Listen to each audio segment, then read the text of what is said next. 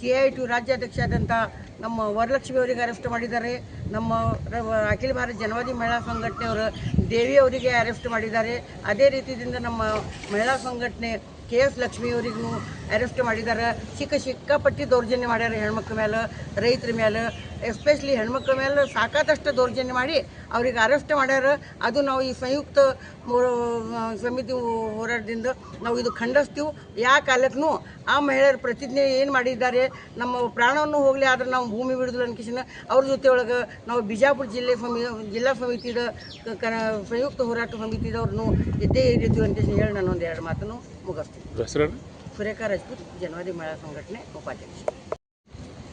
ನಿನ್ನೆ ದೇವನಹಳ್ಳಿಯಲ್ಲಿ ನಡೆದಂಥ ಒಂದು ಘಟನೆ, ಅಲ್ಲಿರ್ತಕ್ಕಂಥ 13 ಹಳ್ಳಿಯ ಜನರ ರೈತರ ಭೂಮಿಯನ್ನು ಭೂ ಸ್ವಾಧೀನವನ್ನು ಪಡೆದುಕೊಂಡು ಸರ್ಕಾರನ ಅವರಿಗೆ ಒಕ್ಕಲೆಬ್ಬಿಸಬೇಕು ಅಂಥೇಳಿ ಸರ್ಕಾರ ಬಲವಂತದ ಭೂ ಸ್ವಾಧೀನ ಮಾಡ್ತಾಯಿದೆ.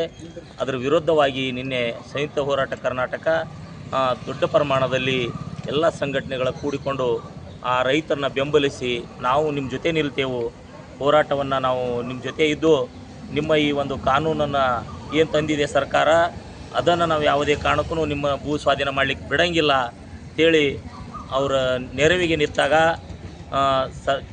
ಕರ್ನಾಟಕ ಕಾಂಗ್ರೆಸ್ ಸರ್ಕಾರ ಅಲ್ಲಿರ್ತಕ್ಕಂಥ ರೈತ ಮುಖಂಡರ ಮೇಲೆ ಮತ್ತು ಅಲ್ಲಿರ್ತಕ್ಕಂಥ ಸಾಮಾನ್ಯವಾಗಿರ್ತಕ್ಕಂಥ ರೈತರ ಮೇಲೆ ದೌರ್ಜನ್ಯವನ್ನು ಮಾಡಿ ಲಾಠಿ ಚಾರ್ಜ್ ಮಾಡಿ ಅವ್ರನ್ನ ಬಂಧಿಸ್ತಕ್ಕಂಥದ್ದು ಅಮಾನವೀಯತೆ ಆದಂಥ ಸರ್ಕಾರದ ನಡೆಯಾಗಿದೆ.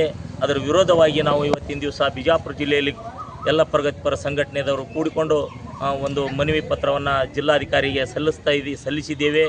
ಅದೇ ರೀತಿಯಾಗಿ ಇವತ್ತು ಇಡೀ ರಾಜ್ಯಾದ್ಯಂತ ಪ್ರತಿಯೊಂದು ಜಿಲ್ಲೆಯಲ್ಲಿ, ಪ್ರತಿಯೊಂದು ತಾಲೂಕಲ್ಲಿ, ಪ್ರತಿಯೊಂದು ಹಳ್ಳಿಯಲ್ಲಿ ಇವತ್ತು ಸರ್ಕಾರ ರೈತರ ಭೂಮಿಯನ್ನು ಕಸ್ಕೊಳ್ಳಲ್ಲಿ ಪ್ರಮುಖ ಪಾತ್ರವನ್ನು ವಹಿಸ್ತಾ ಇದೆ. ಬೇರೆ ಅಭಿವೃದ್ಧಿ ಪಡಿಸಲಿಕ್ಕೆ ಅವರಿಗೆ ಕೆಲಸ ಇಲ್ಲ, ಅದನ್ನು ಮಾಡ್ತಾ ಇಲ್ಲ. ಮತ್ತು ರೈತರ ಭೂಮಿಯನ್ನು ಯಾವ ರೀತಿ ಬಲವಂತವಾಗಿ ನಾವು ಕಸ್ಕೋಬೇಕು ಅಂತಕ್ಕಂಥದ್ದು ಕಾನೂನನ್ನು ತರುವ ಮೂಲಕ ಸಿದ್ದರಾಮಯ್ಯವರು ಇದನ್ನು ಮುಂದಾಳತ್ವವಾಗಿ ಆದಷ್ಟು ತರಾತುರಿಯಲ್ಲಿ ರೈತರ ಜಮೀನನ್ನು ಕಸ್ಕೊಳ್ಳೋಕ್ಕೆ ಪ್ರಯತ್ನ ಮಾಡ್ತಾಯಿದೆ. ಅದಕ್ಕೆ ನಾವು ಹೋರಾಟಗಾರರಾಗಿ ನಾವು ಅದನ್ನು ಬಿಡೋಂಗಿಲ್ಲ. ಯಾವುದೇ ಕಾರಣಕ್ಕೂ ನಮ್ಮ ಪ್ರಾಣ ಹೋದರೂ ಪರವಾಗಿಲ್ಲ, ನಾವು ಭೂಮಿಯನ್ನು ಬಲವಂತವಾಗಿ ಸ್ವಾಧೀನ ಮಾಡ್ಕೊಳ್ಳೋಕ್ಕೆ ಬಿಡೋಂಗಿಲ್ಲ. ರೈತರ ಭೂಮಿ, ರೈತರ ಹಕ್ಕು, ಅದು ರೈತರದಾಗಿರಬೇಕು. ರೈತರಿಗೆ ಇರತಕ್ಕಂಥ ಒಂದು ಅದು ಏನು ಜಮೀನಿದೆ ಅದನ್ನು ಅವರದು ಆದಂಥ ಜೀವನ ಉಪಯೋಗಕ್ಕಾದಂಥ ಬಳಸ್ತಕ್ಕಂಥ ಭೂಮಿ, ಅದನ್ನು ಬಲವಂತವಾಗಿ ನಾವು ತೊಗೊಳ್ಳಿಕ್ಕೆ ಬಿಡಲ್ಲ ಅಂಥೇಳಿ ನಾವು ಈ ಒಂದು ಸಂಯುಕ್ತ ಹೋರಾಟ ಕರ್ನಾಟಕ ಸಮಿತಿಯಿಂದ ನಾವು ಇವತ್ತಿನ ದಿವಸ ಇಲ್ಲಿ ಈ ಹೋರಾಟವನ್ನು ಮಾಡ್ತಾ ಇದ್ದೇವೆ. ನನ್ನ ಹೆಸರು ಭೀಮರಾಯ್ ಪೂಜಾರಿ, ಕರ್ನಾಟಕ ಪ್ರಾಂತ ರೈತ ಸಂಘ ಜಿಲ್ಲಾ ಪ್ರಧಾನ ಕಾರ್ಯದರ್ಶಿ. ರೈತರನ್ನ ಬಂಧಿಸಿರ್ತಕ್ಕಂಥ ಕರ್ನಾಟಕ ರಾಜ್ಯ ಸರ್ಕಾರದ ಕ್ರಮನ ನಾವು ಇಲ್ಲಿ ನಮ್ಮ ಸಂಘಟನೆ ಸಂಯುಕ್ತ ಹೋರಾಟ ಕರ್ನಾಟಕದ ವತಿಯಿಂದ ತೀವ್ರವಾಗಿ ಖಂಡಿಸ್ತಾ ಇದ್ದೀವಿ. ಏನು ನಡೆದಿದೆ ಅಂತ ಹೇಳಿದರೆ, ರೈತರು ಉಳುಮೆ ಮಾಡ್ಕೊಂಡು ಬದುಕ್ತಿದ್ದಾರೆ, ಜೀವನ ಮಾಡ್ತಿದ್ದಾರೆ.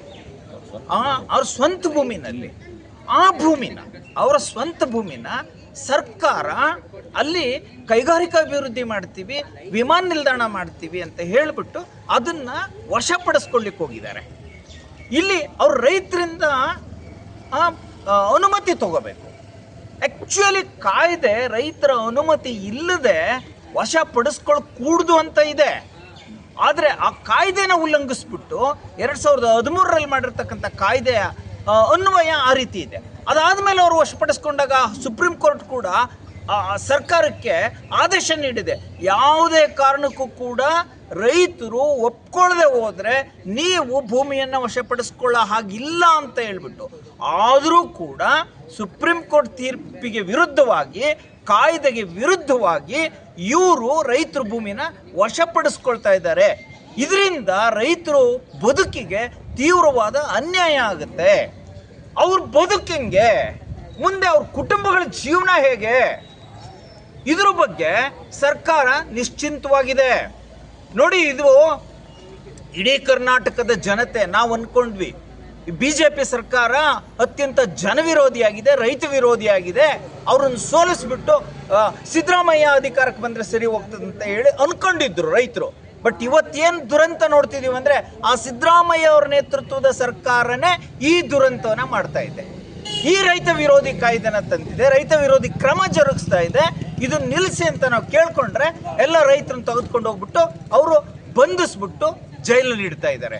ಇದರ ವಿರುದ್ಧ ಇಡೀ ಕರ್ನಾಟಕದಾದ್ಯಂತ ಸಮಸ್ತ ರೈತ ಸಂಘಟನೆಗಳು ಕೂಡ ಒಂದುಗೂಡ್ಬಿಟ್ಟು ರಾಜ್ಯದಾದ್ಯಂತ ಉಗ್ರವಾಗಿರ್ತಕ್ಕಂಥ ಹೋರಾಟವನ್ನು ಕೈಗೆತ್ಕೊಳ್ತೀವಿ. ಈಗ ನಾವು ಸಾಂಕೇತಿಕವಾಗಿ ಪ್ರತಿಭಟನೆಯನ್ನು ನಾವು ಅಚ್ಚೊತ್ತಿದ್ದೀವಿ. ಮುಂದಿನ ದಿನಗಳಲ್ಲಿ ಈ ಹೋರಾಟ ಇನ್ನೂ ಉಗ್ರ ಆಗುತ್ತೆ ಅಂತ ಹೇಳ್ಬಿಟ್ಟು ನಾನು ಸಂಯುಕ್ತ ಕಿಸಾನ್ ಮೋರ್ಚಾದ ಸಂಯುಕ್ತ ಹೋರಾಟ ಕರ್ನಾಟಕದ ವತಿಯಿಂದ ನಾನು ಈ ಮಾತುಗಳನ್ನ ಹೇಳ್ತಾ ಇದ್ದೀನಿ. ನಾನು ಸುನೀತ್ ಕುಮಾರ್ TS ಅಂತ ಹೇಳಿಬಿಟ್ಟು ನಾನು ಆಲ್ ಇಂಡಿಯಾ ಕಿಸಾನ್ ಖೇತ್ ಮಜ್ದೂರ್ ಸಂಘಟನೆಯ ನಾಯಕ. ನಿನ್ನೆ ನಡೆದಂಥ ಘಟನೆ ಇಡೀ ಕರ್ನಾಟಕ ರಾಜ್ಯಾದ್ಯಂತ ರೈತರು ಭಾಳ ಆಕ್ರೋಶಗೊಂಡಿದ್ದಾರೆ. 1,177 ಎಕರೆಯನ್ನು ಸುಮಾರು ಭೂ ಸ್ವಾಧೀನ ಮಾಡಿದರ ವಿರುದ್ಧ ಸುಮಾರು 3 ವರ್ಷಗಳ ಕಾಲ ಪ್ರತಿಭಟನೆ ಮಾಡಿದರೂ ಕೂಡ ಸರ್ಕಾರ ಏಕಾಏಕಿಯಾಗಿ ಸಾಯಂಕಾಲ 5 ಗಂಟೆಗೆ ಪೊಲೀಸರ ಮೂಲಕ ದೌರ್ಜನ್ಯ ಮಾಡಿ ಆ ಚಳವಳಿಯನ್ನು ಮುರಿಲಿಕ್ಕೆ ಪ್ರಯತ್ನ ಮಾಡ್ತಾ ಇದ್ದಾರೆ.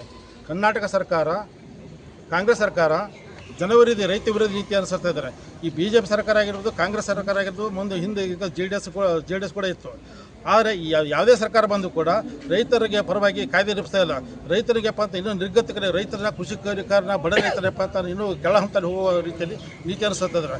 ಒಂದು ಕಡೆ ಬೆಲೆ ಏರಿಕೆ ಜಾಸ್ತಿ ಆದರೆ ಒಂದು ಭೂಮಿ ಸ್ವಾಧೀನ, ಈ ಭೂ ಸ್ವಾಧೀನ ಕಾಯ್ದೆ ಪ್ರಕಾರ ಇಡೀ ಕರ್ನಾಟಕ ರಾಜ್ಯದಲ್ಲಿ ಬೇರೆ ಬೇರೆ ಎಲ್ಲ ಜಿಲ್ಲೆಗಳಲ್ಲಿ ಒಕ್ಕಲಿಸ್ತಕ್ಕಂಥ ಕಾರ್ಯಕ್ರಮ ಮಾಡ್ತಾ ಇದ್ದಾರೆ. ಆದರೆ ಸರ್ಕಾರ ಈ ಬಂಡಾಳಶಾಹಿ ಜೊತೆ ಒಪ್ಪಂದ ಮಾಡಿಕೊಂಡು, ರಾಜಿ ಮಾಡಿಕೊಂಡು ಈ ಭೂಮಿಯನ್ನು ಕೈಗಾರಿಕೆ ಮಾಡ್ತಾ ಅಂತೇಳಿ ಸ್ವಾಧೀನಪಡಿಸಿಕೊಂಡು ಕೈಗಾರಿಕೆ ಮಾಡಿದೆ ಹಾಗೆ ಬಿಡ್ತಾ ಇದ್ದಾರೆ. ಈ ಕೈಗಾರಿಕೆ ಮಾಡ್ತಾ ಇಲ್ಲ, ಜನರಿಗೂ ಉದ್ಯೋಗ ಸಿಗ್ತಾ ಇಲ್ಲ. ಆ ನಿಟ್ಟಿನಲ್ಲಿ ರೈತರ ಪ್ರತಿಭಟನೆ ನ್ಯಾಯಯುತವಾಗಿದೆ.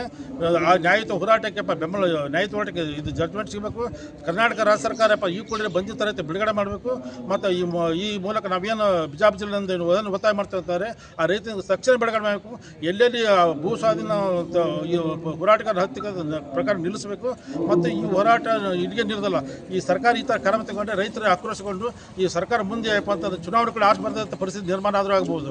ಅದಕ್ಕೆ ಅಂತ ಸರ್ಕಾರ ರೈತ ಪರವಾಗಿ ಕೃಷಿ ನೀತಿಯನ್ನು ಬದಲಾವಣೆ ಮಾಡಿಕೊಂಡು ರೈತ ಪರವಾಗಿ ನೀತಿಯನ್ನು ಅನುಸರಿಸಿಕೊಂಡು ರೈತರ ನೆಮ್ಮದಿಯಿಂದ ಜೀವನ ಮಾಡಲಿಕ್ಕೆ ಕಾಯ್ದೆ ಕ್ರಮ ತೆಗೆದುಕೊಳ್ಳುವಂಥ ಈ ಮೂಲಕ ಬಿಜಾಪುರ ಜಿಲ್ಲಾ CIT ವತಿಯಿಂದ ನಾನು ಆಗ್ರಹ ಪಡ್ತಾ ಇದ್ದೇನೆ. ನಾನು ಸುರೇಶ್ JB ಅಂತೇಳಿ.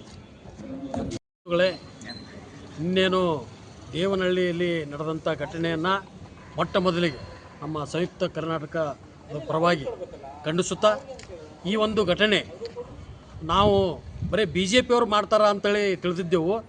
ಆದರೆ BJP ಮತ್ತು ಕಾಂಗ್ರೆಸ್ ಎರಡೂ ಒಂದು ನಾಣ್ಯದ ಎರಡು ಮುಖ ಇದ್ದಂಗೆ. ಯಾಕಪ್ಪ ಅಂತಂದ್ರೆ ಇವತ್ತು ದೆಹಲಿ ಸುತ್ತಮುತ್ತ ಇವತ್ತು 1 ವರ್ಷದವರೆಗೂ ಹೋರಾಟ ಮಾಡಿದಾಗ ನಮ್ಮನ್ನು ಆಳ್ತಿರುವಂಥ ಪ್ರಧಾನಮಂತ್ರಿ ಒಂದು ದಿವಸ ಕೂಡ ಅವನು ಅದನ್ನು ವಿಚಾರ ಮಾಡಲಿಲ್ಲ. ನಂತರ ಅದರ ವಿರುದ್ಧ ಸೋಲ್ಬೇಕಾಯ್ತು. ಅದೇ ರೀತಿ ಇವತ್ತು ಕೂಡ ರೈತರಿಗೆ ಮತ್ತು ಇಲ್ಲಿ ಹೋರಾಟಗಾರರಿಗೆ ಗೆಲುವು ಇದ್ದೇ ಇದೆ. ಯಾಕಪ್ಪ ಅಂತಂದ್ರೆ ಇವತ್ತು ಅವರು ಸರ್ಕಾರದ ಜಮೀನಲ್ಲಿಲ್ಲ, ರೈತರು ತಮ್ಮ ಜಮೀನನ್ನು ಉಳುಮೆ ಮಾಡಿ ಬದುಕ್ತಾ ಇದ್ದಾರೆ. ಅಂಥ ಜಮೀನನ್ನು ಇವತ್ತು ಅವರು ಬ್ಯಾಡ ಅಂದರೂ ಕೂಡ ನಾವು ಕೊಡೋದಿಲ್ಲ, ನಾವು ಮಾರೋದಿಲ್ಲ ಅಂಥೇಳಿ ಬಂದು ಅಲ್ಲಿ ತಮ್ಮ ಮಣ್ಣನ್ನು ನಾವು ಮಾರೋದಿಲ್ಲ ಅಂತ ಹೇಳಿ ಅವರು ಹೋರಾಟಕ್ಕೆ ಕೂತಾಗ ಅವರನ್ನು ಇವತ್ತು ಬಂಧಿಸ್ತಾರಪ್ಪ ಅಂತಂದ್ರೆ ಈ ಸರ್ಕಾರಕ್ಕೆ ಉಳಗಾಲ ಇಲ್ಲ ಅಂತ ಹೇಳ್ಬೇಕಾಗ್ತದೆ. ಯಾಕಪ್ಪ ಅಂತಂದ್ರೆ ಅವರು ಮುಂಚಿತ ನಾವೆಲ್ಲ ಹೋರಾಟ ಮಾಡೋದು ಕೇಳಿದ್ದೇವೆ. ನಾವು ಏನತ್ತ ಸರ್ಕಾರ ಭೂಮಿಯನ್ನು ರೈತರಿಗೆ ಕೊಡ್ರಿ ಅಂತ ನಾವೆಲ್ಲ ಹೋರಾಟ ಮಾಡೀವಿ. ಆದರೆ ಸರ್ಕಾರದ ಜಮೀನಲ್ಲ ಇದು, ರೈತರ ಜಮೀನನ್ನು ಇವತ್ತು, ಸ್ವಂತ ಜಮೀನನ್ನು ಇವತ್ತು ಅವರ ಅನುಮತಿ ಇಲ್ಲದೆ ಏನು ಜೋರಾವರಿಯಿಂದ ಬಲವಂತವಾಗಿ ವಶಪಡಿಸ್ಕೊಳ್ತಾ ಇದ್ದಾರಲ್ಲ, ಇದು ದೊಡ್ಡ ದುರಂತ, ಈ ಸರ್ಕಾರದ ದುರಂತ ಅಂತ ಹೇಳಬೇಕಾಗ್ತದೆ. ಅದಕ್ಕೆ ಈ ಸರ್ಕಾರಕ್ಕೆ ಎಚ್ಚರಿಕೆಯನ್ನು ಕೊಡ್ತೇವೆ. ಇನ್ನು ಮುಂದೆ ರೈತರು, ಕಾರ್ಮಿಕರು ಒಂದಾಗಿ ಈ ಹೋರಾಟ ಮಾಡಬೇಕಾಗ್ತದೆ ಅಂತ ಹೇಳಿ ಈ ಸಂದರ್ಭ ಹೇಳಬಯಸ್ತೇನೆ. ನನ್ನ ಹೆಸರು ಲಕ್ಷ್ಮಣ ಅಂದ್ರ, CIT ಪ್ರಧಾನ ಕಾರ್ಯದರ್ಶಿ. ಇವತ್ತು ಸರ್ಕಾರ ಮೊದಲು ಏನು ಹೇಳ್ತಿತ್ತು ಅಂದರೆ ದೀನದಲಿತರ ಪರ, ಬಡವರ ಪರ, ರೈತರ ಪರ ಈ ರೀತಿ ಹೇಳಿಕೊಂಡು ತುಂಟು ನೆಪ ಹೇಳಿ ಅಧಿಕಾರಕ್ಕೆ ಬಂದಿರತಕ್ಕಂಥ ಸರ್ಕಾರ ಇವತ್ತು ಆ ಒಂದು ಕಾರ್ಯಕ್ರಮದಲ್ಲಿಲ್ಲ. ಅವರೊಂದು ದೊಡ್ಡ ಕಾರ್ಯಕ್ರಮನೇ ಇರ್ತಾರೆ. ಈಗ ರೈತರನ್ನು ಒಕ್ಕಲೆಬ್ಸೋದು, ಬಡ ಸಾಗುವಳಿದಾರನ್ನ ಒಕ್ಕಲೆಬ್ಸೋದು, ಈ ಹಳ್ಳಿ ಒಳಗೆ 14,85,000 ಬಗರ್ ಹುಕುಂ ಸಾಗುವಳಿದಾರರು ಇದ್ದಾರೆ. ಆ ಬಗರ್ ಹುಕುಂ ಸಾಗುವಳಿದಾರನ್ನ ಎಲ್ಲರನ್ನೂ ಒಕ್ಕಲೆಬ್ಬಿಸ್ತಾರೆ. ಇದನ್ನು ಒಂದು ಭೂ ಸ್ವಾಧೀನನೇ. ಯಾಕಂತಂದ್ರೆ ತಲಾಂತರಗಳಿಂದ 50-60 ವರ್ಷಗಳಿಂದ ಆ ಜಮೀನುದೊಳಗೆ ಉಳುಮೆ ಮಾಡಿಕೊಂಡು ಅದನ್ನೇ ನಂಬಿ ಬಾಳ್ವೆ ಮಾಡುವಂಥ ಆ ರೈತರನ್ನ ಇವತ್ತಿನ ದಿನಮಾನದೊಳಗೆ ಒಕ್ಕಲೆಬ್ಬಿಸ್ತಾರೆ. ಇದನ್ನು ಕೂಡ ಒಂದು ಭೂ ಸ್ವಾಧೀನ ಕಾಯ್ದೆಯೊಳಗೆ ಬರ್ತಕ್ಕಂಥದ್ದು. ಅಂಥ ಜಮೀನುಗಳನ್ನು ಯಾರು ಎಲ್ಲಿ ಸಾಗುವಳಿ ಮಾಡ್ಕೊಂಡಾರೆ ಅಂಥವ್ರಿಗೆ ಆ ಜಮೀನುಗಳನ್ನು ಅವ್ರಿಗೆ ಬಿಟ್ಟು ಕೊಡಬೇಕು. ಮತ್ತು ಈಗೇನು ನೀವು ಮಾಡ್ಲಿಕ್ಕತ್ತಿರಲ್ಲ ರೈತರ ಜಮೀನುಗಳನ್ನು ಭೂ ಸ್ವಾಧೀನ ಮಾಡ್ಕೊಳ್ಳೋದು, ಇದು ದಯವಿಟ್ಟು ನಮ್ಮ ದಲಿತ ಹಕ್ಕುಗಳ ಸಮಿತಿ ಮತ್ತು ಬಗರ್ ಹುಕುಂ ಸಾಗುವಳಿದಾರರ ಕಮಿಟಿ ವತಿಯಿಂದ ನಾವು ತೀವ್ರವಾಗಿ ಖಂಡನೆಯನ್ನು ವ್ಯಕ್ತಪಡಿಸ್ತೀವಿ. ದಲಿತ ಹಕ್ಕುಗಳ ಸಮಿತಿಯ ಜಿಲ್ಲಾಧ್ಯಕ್ಷ ಚಿದಾನಂದ ಬೆಳ್ಳಣ್ಣವರು ಈ ಹೋರಾಟಗಳು ಶಾಂತಿಯುತವಾಗಿ ಮುಂದುವರೆಸಲು ನಿರ್ಧರಿಸಿದರು. ಸಂಜೆ 5 ಗಂಟೆವರೆಗೆ ಬಹುದೊಡ್ಡ ಸಂಖ್ಯೆಯಲ್ಲಿ ಸಭೆ ಸೇರಿದ್ದರಿಂದ ಅಲ್ಲಿ ತನಕ ಏನೂ ಹೇಳದ ಪೊಲೀಸರು 5 ಗಂಟೆ ನಂತರ ಪ್ರಜಾಸತ್ತಾತ್ಮಕ ಹೋರಾಟವನ್ನು ಪ್ರತಿಬಂಧಿಸಿ ಹೋರಾಟಗಾರರನ್ನು ಅಮಾನ್ಯವಾಗಿ ಹಿಂಸಿಸಿ ಬಂಧಿಸಿದ್ದಾರೆ. ಈ ಬಂಧನವನ್ನು ನಾವು ಖಂಡಿಸುತ್ತೇವೆ. ದೇವನಹಳ್ಳಿ ಭೂ ಹೋರಾಟಗಾರರನ್ನು ತಡರಾತ್ರಿವರೆಗೆ ಬಿಡುಗಡೆ ಮಾಡಿರಲಿಲ್ಲ. ರಾಜ್ಯವ್ಯಾಪ್ತಿ ಪ್ರತಿಭಟನೆ ಹೋರಾಟ ಮುಂದುವರಿಯುತ್ತದೆ. ಇದೇ ವೇಳೆ ನಾವು ಕೂಡ ಪೊಲೀಸ್ ದೌರ್ಜನ್ಯ ಖಂಡಿಸಿ ರಾಜ್ಯವ್ಯಾಪ್ತಿ ಹೋರಾಟಗಾರರಿಗೆ ಸ್ಪಂದಿಸಿ ಈ ಮುಂದಿನ ಹಕ್ಕತ್ವಯ ಮಾಡುತ್ತಿದ್ದೇವೆ. ಮೇಲೆ ಕ್ರಮ ವಹಿಸಬೇಕು. ಚಂದ್ರಾಯಪಟ್ಟಣ ಹೋಬಳಿ 1,777 ಎಕರೆ ಭೂ ಸ್ವಾಧೀನ ಕೈಬಿಟ್ಟು ರೈತರಿಗೆ ಜಮೀನು ವಾಪಸ್ ಕೊಡಬೇಕು. ಕಾರ್ಪೊರೇಟ್ ಲೂಟಿಗೆ ನೆರವಾಗುವ ಕರಾಳ ಕೆಡಿಎ ಕಾಯ್ದೆ ರದ್ದುಪಡಿಸಬೇಕು. ಭೂ ಸ್ವಾಧೀನ ಕಾಯ್ದೆ 2013ರಂತೆ ಕ್ರಮ ವಹಿಸಬೇಕು. 1. ಫಲವತ್ತಾದ ಭೂಮಿಯಲ್ಲಿ ತಮ್ಮ ಬದುಕು ಕಂಡುಕೊಂಡ ಯಾವುದೇ ರೈತರ ತಂಟೆಗೆ ಬರಬೇಡಿ. ರೈತರ ಭೂಮಿ ರೈತರಂತೆ ಆಗಿ ಉಳಿಸಬೇಕು. ಬೇಸರತ್ತಾಗಿ ಭೂ ಸ್ವಾಧೀನ ಪ್ರಕ್ರಿಯೆಯನ್ನು ಕೈಬಿಡಬೇಕು. ರೈತರ ಭೂಮಿಯನ್ನು ಸರ್ಕಾರ ಯಾವುದೇ ಯೋಜನೆಗೆ ನೀಡಬಾರದು. ಕೂಡಲೇ ಕ್ಯಾಬಿನೆಟ್ ನಿರ್ಣಯ ಮಾಡಬೇಕು. ವಂಚಿತ ಹೋರಾಟಗಾರರನ್ನು ಯಾವುದೇ ಪ್ರಕಾರಗಳನ್ನು ಹಾಕದೆ ಬೇಸರತ್ತು ಬಿಡುಗಡೆ ಮಾಡಬೇಕು. ವೈಯಕ್ತಿಕವಾಗಿ ಸಂಘಟನಾತ್ಮಕವಾಗಿ ಆಗಿರುವ ಅನಾಹುತ ಸರ್ಕಾರವೇ ತುಂಬಿಕೊಡಬೇಕು.